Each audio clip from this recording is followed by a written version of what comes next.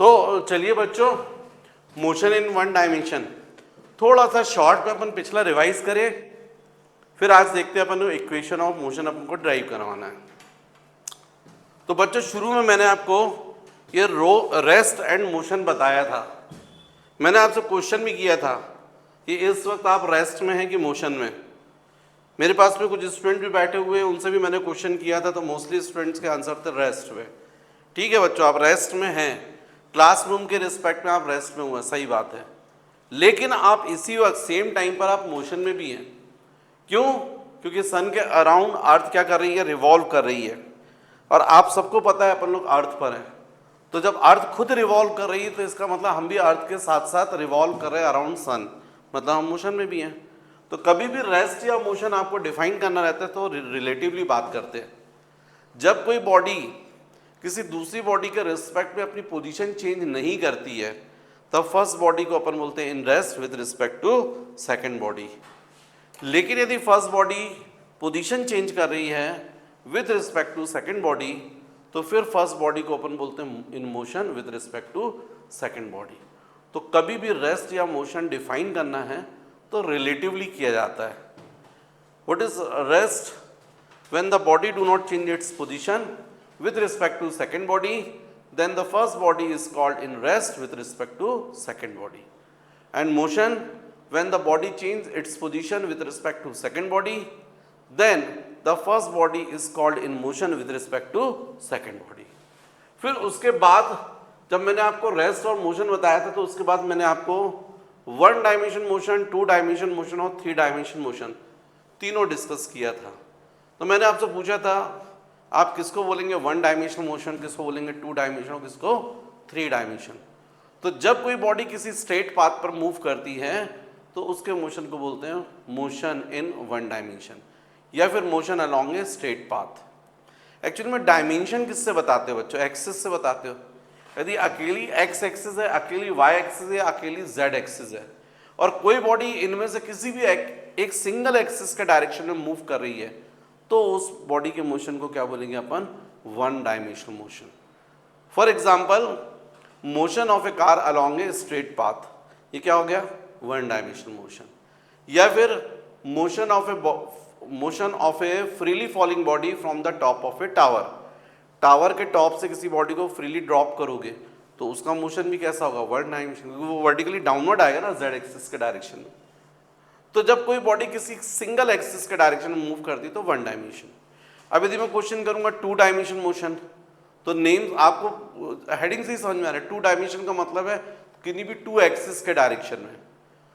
मतलब जैसे मान लीजिए यहाँ पर ये कैरम बोर्ड है, अब कैरम बोर्ड में आपको मालूम ये एक्स एक्सिस हो गई और ये क्या हो गई? Y axis. अब यहाँ पर कॉइन यदि यहाँ पर है तो उसके दोनों कोऑर्डिनेट होंगे ना, एक्स कोऑर्डिनेट भी वाई कोऑर्डिनेट। ओरिजिन से वो कुछ x डिस्टेंस पर भी हो, कुछ y डिस्टेंस पर भी होगी, तो उसे कोऑर्डिनेट x1 y1। जब आपने स्ट्राइकर से इसको हिट किया और मान लीजिए कॉइन यहाँ आ गई तो उसकी पोजीशन चेंज हुई है। x डायरेक्शन में भी पोजीशन x कोऑर्डिनेट भी चेंज हो जाएगा और y कोऑर्डिनेट भी चेंज हो रहा है। तो इसका मतलब दोनों डायरेक्शन में मोशन हो रहा है, x कोऑर्डिनेट भी चेंज हो रहा है, y। तो अब इसको अपन बोलेंगे टू डायमेंशन मोशन। और कैरम बोर्ड मतलब प्लेन, तो जब भी कोई बॉडी प्लेन पर मूव करती, किसी प्लेन पर मूव करती है तो उसके मोशन को अपन बोलते हैं टू डायमेंशन मोशन। तो motion of a body on the plane is called two dimension motion. अब थ्री डायमेंशन मोशन तो आप समझ गए, इसका मतलब तीनों कोऑर्डिनेट चेंज होना है, एक्स कोऑर्डिनेट भी, वाई कोऑर्डिनेट भी और जेड कोऑर्डिनेट। जब ऐसा होगा तो अपन उसको बोलेंगे थ्री डायमेंशन। तो ऐसा बच्चों कब होगा? जब बॉडी स्काई में या स्पेस में मूव करेगी। जैसे अपन बोलते हैं motion of molecules of A gas. अब गैस के मॉलिक्यूल मान लीजिए यहाँ पर है, थोड़ी देर में यहाँ आ गया तो क्या होगा? तीनों कोऑर्डिनेट चेंज हो जाएंगे, एक्स कोऑर्डिनेट भी, वाई कोऑर्डिनेट भी और जेड भी। तब उसको अपन बोलते हैं three dimension motion. Motion of kite, ये भी क्या है? Three dimension motion. इसके बाद बच्चों मैंने आप लोगों से डिस्कस किया था डिस्टेंस। मैंने पूछा था व्हाट इज डिस्टेंस, तो इसकी डेफिनेशन हो रही है total path travel by the body is called distance. मैंने समझाया भी था यहाँ पर। मैंने आपको बोला था मान लीजिए इनिशियल पोजीशन बॉडी की ए पर है और ये बी पर है। बॉडी ए से बी पर ये ऐसे जा रही है, 5 मीटर डिस्टेंस ट्रेवल कर रही है। या फिर ऐसी जा रही है ए से सी पर और सी से बी पर, ये 2 मीटर और ये 4 मीटर, या फिर ए से डी पर जा रही है और डी से यहाँ पर आ रही है, ये 7 और 8। तो फर्स्ट कंडीशन में इसी को बोलेंगे अपन 5 मीटर को डिस्टेंस। सेकंड कंडीशन में डिस्टेंस पूछा जाएगा तो 2 + 4 कहलाएगा, क्योंकि यहाँ से पूरा ऐसा आने में 2 + 4 मतलब 6 मीटर। थर्ड कंडीशन में डिस्टेंस हो जाएगा 7 + 8 15 मीटर। मतलब पाथ चेंज हुआ और डिस्टेंस भी चेंज हो गया, मतलब डिस्टेंस का कोई फिक्स डायरेक्शन नहीं होता है। इसीलिए डिस्टेंस जो है वो स्केलर क्वांटिटी है। तो डिस्टेंस बच्चों स्केलर क्वांटिटी होती है।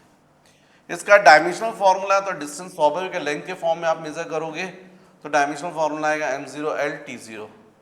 यूनिट्स में पूछूंगा तो सीजीएस सिस्टम में आप यूनिट बोलेंगे centimetres, and in SI system metres. फिर नेक्स्ट इसके बाद फिर मैंने आपको करवाया था डिस्प्लेसमेंट। तो डिस्प्लेसमेंट की डेफिनेशन होती है shortest distance between any two positions is called displacement. जैसे मान लीजिए बॉडी ए से बी पर जा रही है, ये 5 मीटर डिस्टेंस है।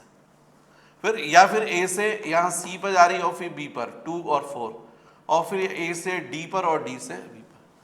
तो फर्स्ट कंडीशन में डिस्टेंस होगा 5 और डिस्प्लेसमेंट भी होगा 5।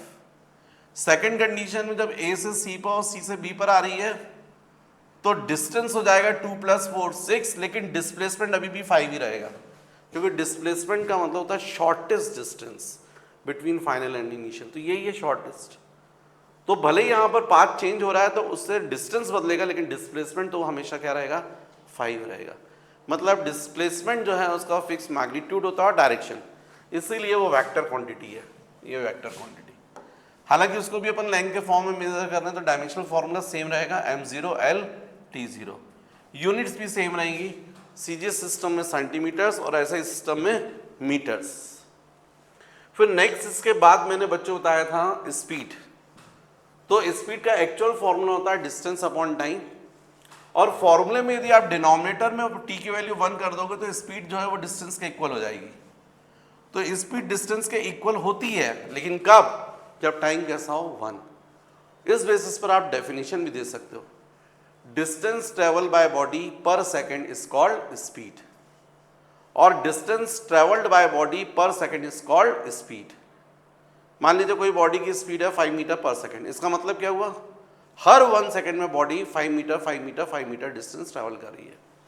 तो distance travel by body per unit time is called speed. अब यदि मैं पूछूं आपसे स्पीड कैसी क्वांटिटी है तो आप बोलेंगे स्केलर, क्योंकि डिस्टेंस अपॉन टाइम बोल रहे हो, डिस्टेंस स्केलर है, टाइम भी स्केलर, इसलिए स्पीड भी स्केलर होगी। डायमेंशनल फॉर्मूला पूछूंगा तो क्या बोलोगे? L/t, तो LT-1 हो जाएगा। तो स्पीड का डायमेंशनल फॉर्मूला क्या जाएगा? m0 LT-1। फिर इसके बाद मैंने आपसे नेक्स्ट जो था यूनिट बुक की डिस्कस किया था। तो आप स्पीड के लिए क्या यूनिट यूज करेंगे? Centimetre per second in SI system metre per second. इसके बाद बच्चों मैंने एवरेज स्पीड बताया था आपको। तो एवरेज स्पीड का फॉर्मूला होता है total distance travelled upon total time taken. फिर मैंने बताया था कोई बॉडी मान लीजिए ए से बी पर जा रही है, बी से सी पर जा रही है और सी से डी पर। तो फर्स्ट ए बी डिस्टेंस है x1 और टाइम लगा t1, सेकेंड डिस्टेंस x2 और टाइम t2 और थर्ड t3। तो एवरेज स्पीड हो जाएगी टोटल डिस्टेंस ट्रेवल्ड मतलब x1 + x2 + x3 और टोटल टाइम मतलब t1 + t2 + t3। मतलब इसी को आप बोल सकते हैं summation of x upon summation of t। तो एवरेज स्पीड का फॉर्मूला होता है total distance travelled upon total time taken. इसके बाद बच्चों मैंने आप लोगों से डिस्कस किया था वेलोसिटी। तो what is velocity? Displacement upon time. फिर से टाइम को यदि 1 कर दोगे तो velocity is equal to displacement. तो डेफिनेशन कैसे दोगे फिर? Displacement travel by body per unit time is called velocity. आप सबको मैंने बताया कि डिस्प्लेसमेंट वेक्टर है, इसलिए वेलोसिटी भी क्या होगी? Vector quantity. तो वेलोसिटी वेक्टर क्वांटिटी होती है। इसका डायमेंशनल फॉर्मूला जाएगा L/t, इसलिए m0 LT-1। यूनिट जब बात करोगे तो सीजीएस सिस्टम में आप बोलोगे centimetre per second, in SI system metre per second. इसके बाद बच्चों मैंने आपको बताया था एक्सेलरेशन। तो what is acceleration? Rate of change of velocity is called acceleration, मतलब change in velocity upon time. अब टाइम की वैल्यू यदि 1 कर दोगे तो एक्सेलरेशन इज इक्वल टू जाएगा v2 माइनस v1।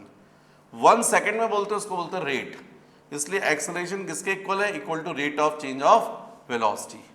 फिर बच्चों चेंज इन वेलोसिटी वेक्टर है, इसलिए एक्सेलरेशन भी कैसी क्वांटिटी है, वेक्टर। और इसका डायमेंशनल फॉर्मूला होगा, न्यूमरेटर में वेलोसिटी का जाएगा एल टी माइनस 1 और नीचे टाइम है तो टी, तो m0 LT माइनस 2, ये एक्सेलरेशन का डायमेंशनल फॉर्मूला होगा। यूनिट की बात करें तो इन सीजीएस सिस्टम, तो आपको पता है डायमेंशनल फॉर्मूला यदि ये है तो centimetre second to the power minus 2, इसलिए एक्सेलरेशन की सीजीएस सिस्टम में यूनिट होती है centimetre per second square, in SI system metre per second square. फिर एक्सेलरेशन जब आप बोलते हैं तो हमेशा वेलोसिटी क्या होती है, इंक्रीज। इनिशियल वेलोसिटी कम होती है लेकिन एक्सेलरेशन की वजह से फाइनल वेलोसिटी क्या जाती है, इंक्रीज। मतलब v2 ग्रेटर होता है v1 से, और यहाँ पर आप देख रहे हैं v2 ग्रेटर है v1 से, तो v2 माइनस v1 की वैल्यू कैसे आएगी, पॉजिटिव। मान लीजिए कोई बॉडी इसकी initial velocity 3 metre per second है और फाइनली कितनी होगी 10, तो 10 माइनस 3 करोगे तो कितना आएगा 7, प्लस आया ना। तो एक्सेलरेशन को हमेशा हम लोग प्लस ए से डिनोट करते हैं। रिटार्डेशन मतलब ब्रेक, तो आपको मालूम है आप जब ब्रेक लगाते हैं तो वेलोसिटी क्या हो जाती है, डिक्रीज, मतलब फाइनल वेलोसिटी कम हो जाती है, मतलब v2 लेस रहता है v1 से। और यदि v2 लेस है v1 से तो स्वाभाविक की वैल्यू कैसी आएगी, नेगेटिव। कोई बॉडी जा रही थी उसकी वेलोसिटी इनिशियल वेलोसिटी 10 थी, ब्रेक लगने के कारण कितनी कम होगा, 3 हो गई, तो क्या बोलोगे फिर 3 माइनस 10 माइनस 7, नेगेटिव हो जाएगा। तो इसलिए रिटार्डेशन को हम लोग माइनस ए से डिनोट करते हैं। फिर नेक्स्ट इसके बाद बच्चों मैंने आपको बताया था पोजीशन टाइम इक्वेशन। यदि हमको पोजीशन टाइम इक्वेशन दिया है और यदि हम उसको डिफरेंशिएट करेंगे विद रिस्पेक्ट टू टाइम तो क्या मिलेगी, वेलोसिटी, और यदि वेलोसिटी का डिफरेंशिएशन करेंगे विद रिस्पेक्ट टू टाइम तो क्या मिलेगा, एक्सेलरेशन। जबकि इसका उल्टा, यदि एक्सेलरेशन टाइम इक्वेशन गिवन हो और यदि एक्सेलरेशन का आप इंटीग्रेशन करेंगे विद रिस्पेक्ट टू टाइम तो क्या मिलेगी, वेलोसिटी। वेलोसिटी का इंटीग्रेशन करेंगे विद रिस्पेक्ट टू टाइम तो क्या मिलेगा, डिस्टेंस या डिस्प्लेसमेंट। फिर नेक्स्ट इसके बाद बच्चों मैंने बताया था आपको uniform motion. What is uniform motion, when the body travelled equal distances in equal time interval then the motion of a body is called uniform motion. जब कोई बॉडी इक्वल टाइम में इक्वल डिस्टेंस ट्रेवल कर रही है तब उस body के motion को अपन बोलते हैं यूनिफॉर्म मोशन। इसका मतलब है कि बॉडी की स्पीड क्या हो जाएगी, कांस्टेंट। भाई कोई बॉडी यदि 5 मीटर पर सेकंड से मूव कर रही है, इसका मतलब हर 1 सेकंड में कितना डिस्टेंस ट्रेवल कर रही है, 5 मीटर 5 मीटर 5 मीटर, तब ऐसी बॉडी के मोशन को अपन बोलते हैं यूनिफॉर्म मोशन। तो यूनिफॉर्म मोशन में किसी भी बॉडी की स्पीड क्या होती है, कांस्टेंट। फिर मैंने इसमें बताया था यूनिफॉर्म मोशन में वेलोसिटी टाइम ग्राफ, तो ये पूरा डिस्कस किया था बच्चों, पिछले वीडियो में भी है पूरा, यदि आप चाहें तो देख सकते हैं। तो आपको मालूम था वेलोसिटी टाइम ग्राफ कैसा गया था, स्ट्रेट लाइन, और साथ ही साथ मैंने बताया था कि ये ग्राफ जो है उसका एरिया, ये पूरा समझाया था डिटेल में, ये एरिया क्या शो करता है, डिस्टेंस और डिस्प्लेसमेंट। फिर मैंने आपको एक और बताया था कि कभी भी वेलोसिटी टाइम ग्राफ दिया हो तो ग्राफ मान लीजिए ऐसा इस तरीके से दिया हो और आपको डिस्टेंस फाइंड करना है तो तीनों के एरिया लेकर क्या करो, ऐड कर दो, डिस्टेंस आ जाएगा। और डिस्प्लेसमेंट फाइंड करना है तो क्या करना चाहिए, जो पॉजिटिव साइड में एरिया है उनको ऐड करना चाहिए, लेकिन जो नेगेटिव साइड में एरिया है उसको सब्ट्रैक्ट कर देना चाहिए, तो क्या मिल जाएगा, डिस्प्लेसमेंट। तो ये पूरा मैंने डिस्कस किया था आपसे, पिछले वीडियो में है।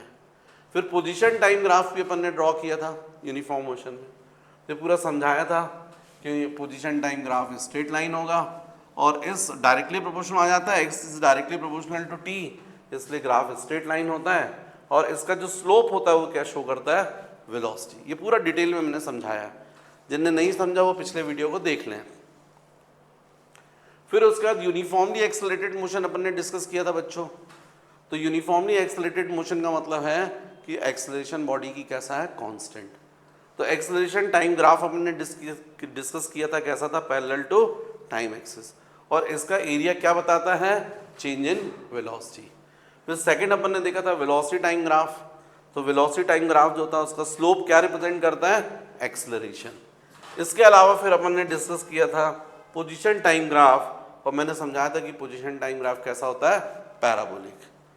अब बच्चों इसके बाद यदि अपन बात करें position time graph, position time graph कहाँ गया, पोजीशन टाइम ग्राफ मैंने ड्रॉ करवाया था आपको यूनिफॉर्म मोशन में, uniformly accelerated motion.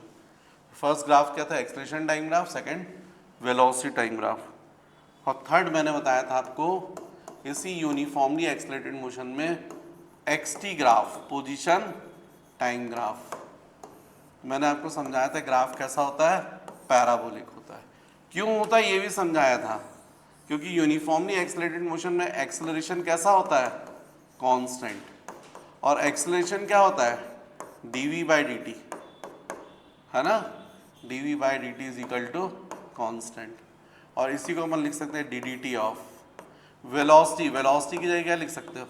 dx/dt is equal to constant suppose k।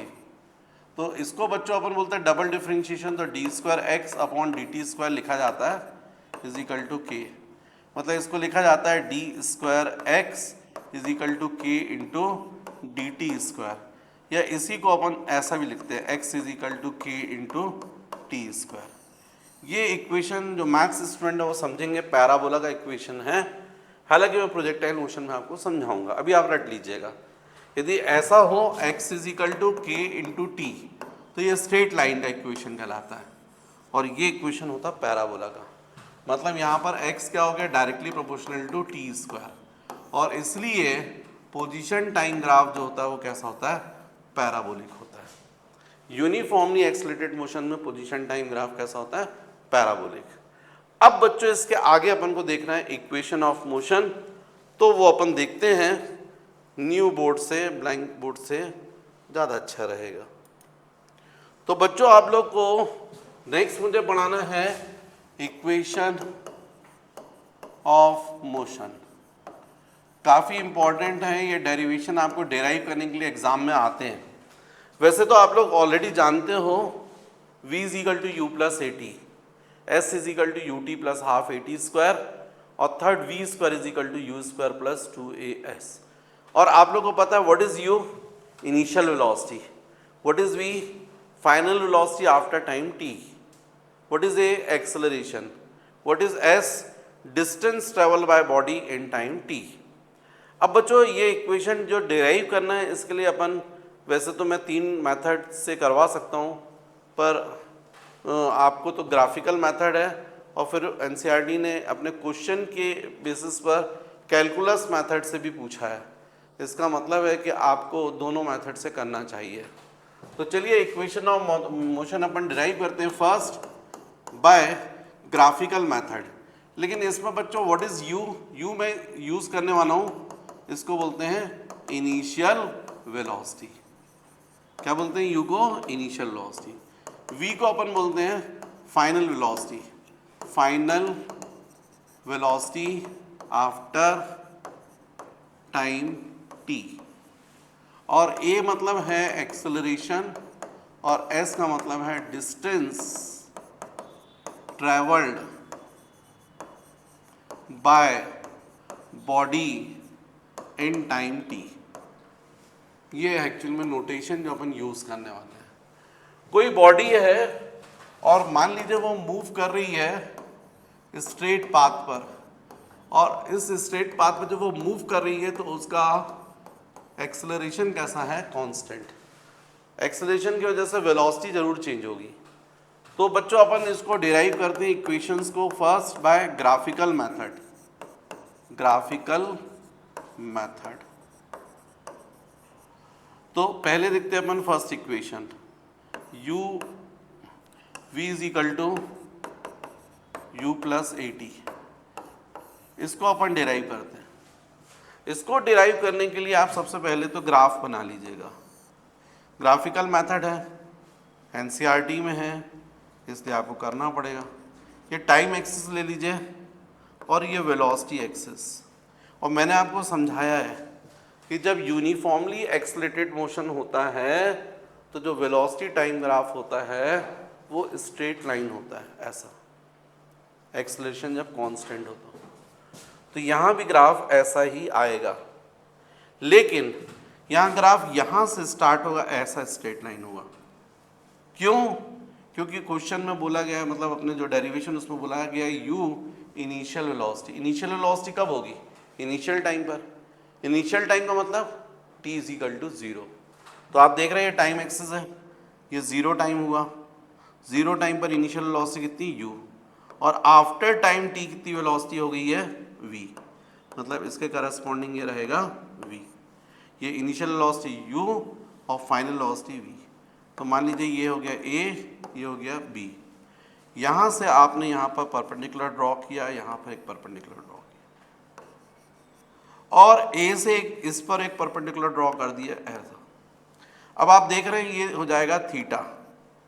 Actually में ये ग्राफ तो ये वाला है, इस ग्राफ को आप क्या बोलोगे, VT graph, velocity time graph. और ग्राफ से आपको क्लियर दिख रहा है 0 टाइम पर इनिशियल वेलोसिटी कितनी है u। बच्चों ये बहुत ध्यान से करो, क्योंकि ये आपको डेरिवेशन एग्जाम में आएंगे डिराइव करने के लिए। यदि ग्राफिकल मेथड रहेगा तो इसी तरीके से ड्राइव करना पड़ेगा, ऐसा ही आपको बनाना पड़ेगा। और मैंने जब थ्योरी पढ़ाई थी तब आपको बताया था ये थीटा एक्चुअली में क्या शो करता है, एक्सेलरेशन, या टेन थीटा क्या शो करता है, एक्सेलरेशन। हमेशा वेलोसिटी टाइम ग्राफ का जो स्लोप होता है, स्लोप का मतलब हॉरिजॉन्टल के साथ बना हुआ एंगल, वो हमेशा क्या शो करता है, एक्सेलरेशन। तो हम लोग यहाँ पर लेंगे ट्रायंगल, ट्रायंगल कौन सा ट्रायंगल ले लेंगे, A B N, A B N. इस ट्रायंगल में यदि मैं टेन थीटा पूछूंगा आपसे, तो टेन थीटा क्या बोलेंगे आप, परपेंडिकुलर अपॉन बेस। मतलब आप यहाँ पे क्या लिखेंगे, B N upon A N, B N upon A N. अब मैं पूछूंगा व्हाट इज बी एन, ये कितना है। तो आपको दिख रहा है यहाँ से लेके ये पूरी वेलोसिटी कितनी है u, और ये पूरी कितनी है v। तो इसका मतलब ये कितना हो जाएगा, v माइनस u। कितने टाइम में, 0 से लेके t टाइम, तो ये जाएगा t। तो वैल्यू रख दीजिए, तो यहाँ पर हो जाएगा। अच्छा, आपको मैंने थ्योरी में पढ़ाया है टेन थीटा किसके इक्वल होता है, वेलोसिटी टाइम ग्राफ का स्लोप जो होता है उसकी टेंजेंट क्या होती है, एक्सेलरेशन। तो यहाँ पर क्या लिख सकते हैं अपन, a, और बी एन की जगह पर क्या सब्स्टिट्यूट करोगे, v माइनस यू, तो ये जाएगा v माइनस यू, और ए एन की जगह क्या जाएगा, टाइम t, है ना। फिर क्रॉस मल्टीप्लाई करोगे तो जाएगा A T is equal to V minus U, U को ट्रांसफर करोगे तो u plus A T is equal to V. मतलब आपको फर्स्ट इक्वेशन मिल गया, v is equal to you plus A T. इस तरीके से हम लोग फर्स्ट इक्वेशन डिराइव करते हैं बाय ग्राफिकल मेथड। फिर सेकंड इक्वेशन बी, सेकंड इक्वेशन कौन सा होता है, s is equal to U T plus half A T square. इसको डिराइव करना है। यदि इसको ड्राइव करना है तो भी अपन इसी ग्राफ से कर सकते हैं। तो आपको पता है ये जो वेलोसिटी टाइम ग्राफ है, इसका ये एरिया क्या शो करता है, डिस्टेंस। वेलोसिटी टाइम ग्राफ का एरिया क्या शो करता है, डिस्टेंस। ये अपन पहले थ्योरी में पढ़ चुके हैं, मैंने पूरा समझाया आपको। देखिए, ध्यान नहीं रखेंगे तो फिर कैसे होगा, मैंने आपको यहाँ पर बताया। ये देखिए, वेलोसिटी टाइम ग्राफ जो होता है, वीटी ग्राफ जो है, उसका एरिया हमेशा क्या शो करता है, डिस्टेंस। ये पूरा ऐसा करके ही बताया था डिस्टेंस निकालने के लिए। तो यहाँ भी वही आएगा, ये ग्राफ है, इस ग्राफ का ये पूरा एरिया निकाल लोगे ना, 0 से लेकर टी टाइम के बीच में, ये कंप्लीट एरिया, तो क्या शो करेगा, डिस्टेंस। तो हमको पता है distance s is equal to area, कौन सा एरिया, ये वाला, ए बी एम ओ, ये पूरा एरिया क्या शो करेगा, डिस्टेंस। अब आप देखिए s इज इक्वल टू, इस पूरे एरिया को कैसे निकाल सकते हो, दो तरीके आपके पास में। एक तरीका ये है कि ये रेक्टेंगल का एरिया निकाल लो प्लस ट्रायंगल का एरिया निकाल लो। तो आप क्या बोलोगे, area of rectangle O A N M plus area of triangle A B N. यदि हम ये एरिया और ये एरिया निकाल के ऐड कर देंगे तो टोटल एरिया आ जाएगा। तो S इज इक्वल टू, अब एरिया ऑफ रेक्टेंगल कितना होगा, तो आपको मालूम है एरिया ऑफ रेक्टेंगल होता है लेंथ इनटू ब्रेड्थ। तो लेंथ कितनी दिख रही है आपको OM और ब्रेड्थ कितनी दिख रही है OA, ये टाइम्स T। तो अपन लिख सकते हैं OA into OM plus area of triangle कितना होगा, हाफ बेस इंटू हाइट। तो क्या बोलोगे, हाफ बेस मतलब AN और हाइट मतलब NB, हाइट मतलब NB, है ना। अब S is equal to OA, बच्चों OA क्या दिख रहा है आपको, इनिशियल वेलोसिटी U, तो जाएगा U। OM क्या दिख रहा है आपको, T प्लस हाफ। AN क्या दिख रहा है फिर से, T, और NB क्या दिख रहा है आपको, V माइनस U, राइट। अब आप यदि फर्स्ट इक्वेशन को देखें तो फर्स्ट इक्वेशन से आपको पता है V इज इक्वल टू क्या होता है, U प्लस AT। तो V minus U is equal to क्या होगा, AT। यहाँ सब्स्टिट्यूट कर दीजिए तो S इज इक्वल टू, ये तो हो गया UT plus half into T into V minus U की जगह क्या लिख सकते हैं, AT। तो कुल मिलाकर S इज इक्वल टू क्या मिला आपको, S is equal to UT plus half AT square. Second equation, right. तो फर्स्ट इक्वेशन किससे डिराइव हुआ अपना, वेलोसिटी टाइम ग्राफ का स्लोप लेकर। स्लोप की अपन ने टेंजेंट निकाली tan थीटा, और tan थीटा क्या होता है, एक्सेलरेशन, और उससे अपन ने सॉल्व किया तो फर्स्ट इक्वेशन आ गया। सेकेंड इक्वेशन कैसे निकाला, हमको मालूम है VT ग्राफ का एरिया क्या शो करता है, डिस्टेंस, तो इसका टोटल एरिया निकाल लिया तो आ गया। तो एरिया कैसे निकाला आपने, area of rectangle plus area of triangle. फिर थर्ड इक्वेशन C, वो क्या होता है, V square is equal to U square plus 2AS। ये निकालना है अपन, ये ड्राइव करना है। तो बच्चों इसको भी ड्राइव करने के लिए सेम कॉन्सेप्ट की अपन हेल्प लेते हैं। ये पूरा एरिया क्या शो करता है, डिस्टेंस। तो फिर से अपन इस पूरे एरिया को निकालते हैं तो डिस्टेंस आ जाएगा। तो क्या लिखोगे आप, since distance S is equal to area OABN, ये जो था ना आपका OABM, सॉरी ये पूरा निकालना था, ये पूरा एरिया, यहाँ पर n की जगह क्या होना चाहिए, m। तो S इज इक्वल टू, तो पिछला इक्वेशन भी ऐसे ही निकाला अपन ने, एरिया निकाला था, लेकिन पिछले उसमें जब अपन ने एरिया निकाला था तो क्या किया था, area of rectangle plus area of triangle किया था, उससे सेकंड इक्वेशन ड्राइव किया था। अब अपन को यदि एरिया निकालना है तो डायरेक्ट पूरा एरिया निकालिए, क्योंकि आपको ये क्या दिख रहा है, ट्रेपेजियम। ये दोनों साइड्स कैसी दिख रही हैं, पैरेलल, ये और ये। कितनी ये हाइट कितनी है, U, और ये पूरी हाइट कितनी है, V, मतलब ये U है और ये पूरी हाइट V, और दोनों साइड्स के दोनों पैरेलल साइड्स के बीच का डिस्टेंस कितना है, T। तो ये थर्ड इक्वेशन ड्राइव करने के लिए अपन क्या करेंगे, एरिया ऑफ ट्रेपेजियम। अब एरिया ऑफ ट्रेपेजियम क्या होता है, half into sum of parallel sides, half into sum of parallel sides. तो पैरेलल साइड्स कौन सी दिख रही हैं आपको, एक ये वाली दिख रही है OA, और एक ये दिख रही है BM। तो क्या लिखोगे, OA plus BM into perpendicular distance between parallel sides, perpendicular distance between parallel side मतलब OM। भाई ये ट्रेपेजियम का एरिया का फॉर्मूला ही होता है, तो जाएगा इंटू ऑफ OM।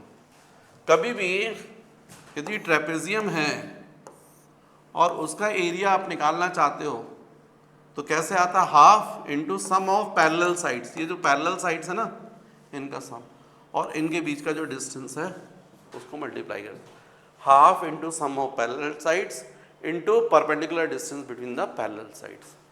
अब ये हो जाएगा S is equal to half.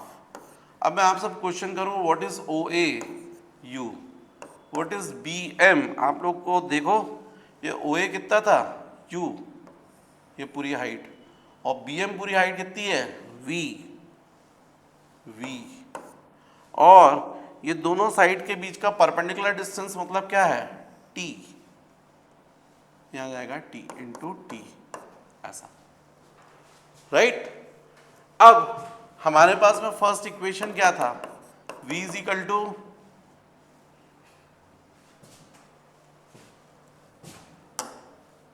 हमारे पास में फर्स्ट इक्वेशन क्या था, V is equal to U plus AT।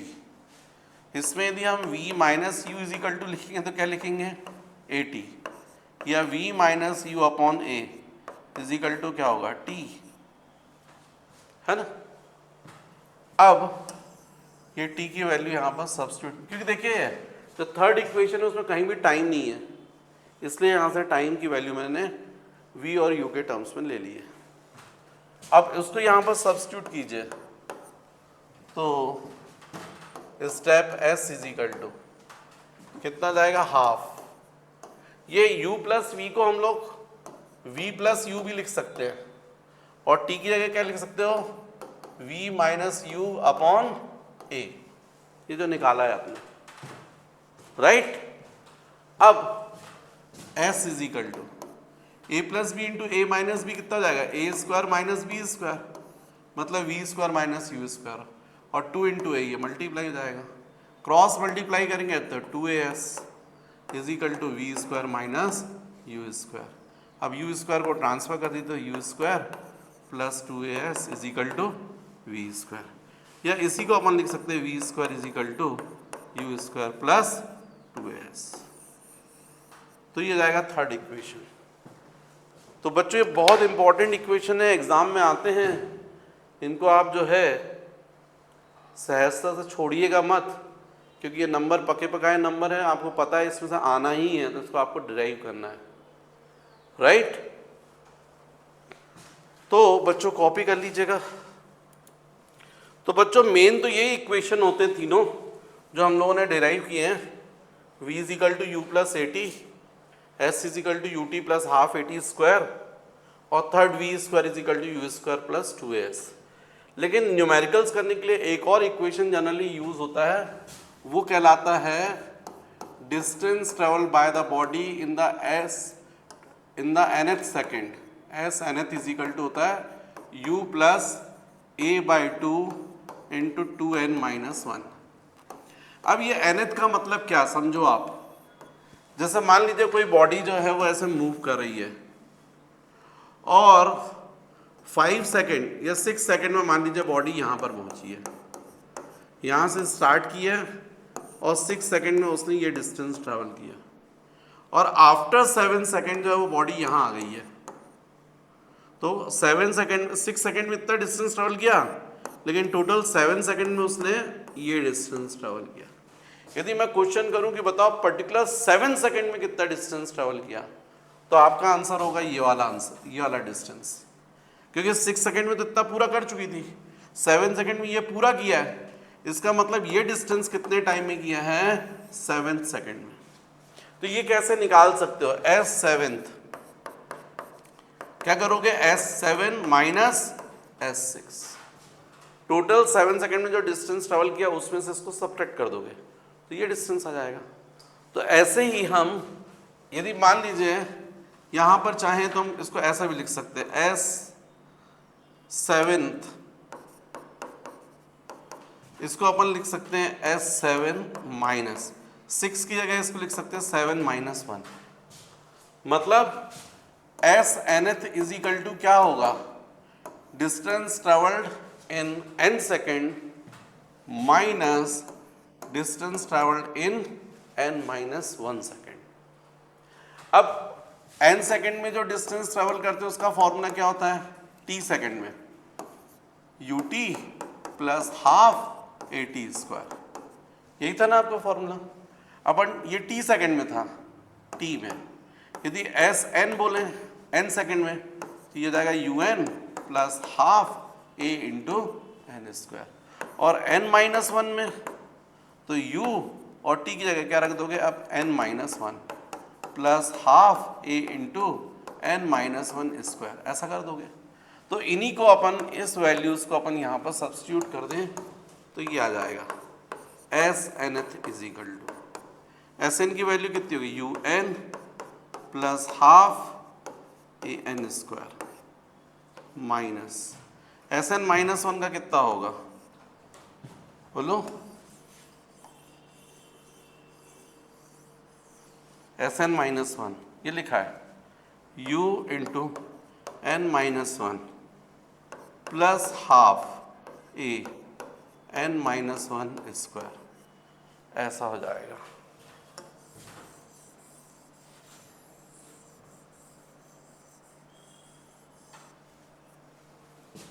तो इसका मतलब s nth is equal to, अब इसको सॉल्व कर लीजिएगा तो ये जाएगा you N plus half A N square minus, यहाँ पर आ जाएगा u, मल्टीप्लाई करोगे तो u n minus u plus half a, ये एन माइनस वन स्क्वायर क्या होगा n square plus one minus two n, a minus b whole square क्या होगा a square plus b square minus two N. अब इसको solve कर लीजिएगा, bracket open करेंगे तो यू एन और यू एन कैंसिल हो जाएगा, तो जाएगा half A N square minus minus minus हो जाएगा प्लस यू, और यहाँ जाएगा माइनस हाफ ए into N square plus one minus two n, इसका मतलब is equal to half A N square plus U minus, इसको मल्टीप्लाई करोगे तो half A N square minus half A, फिर माइनस माइनस प्लस जाएगा half ए into two N.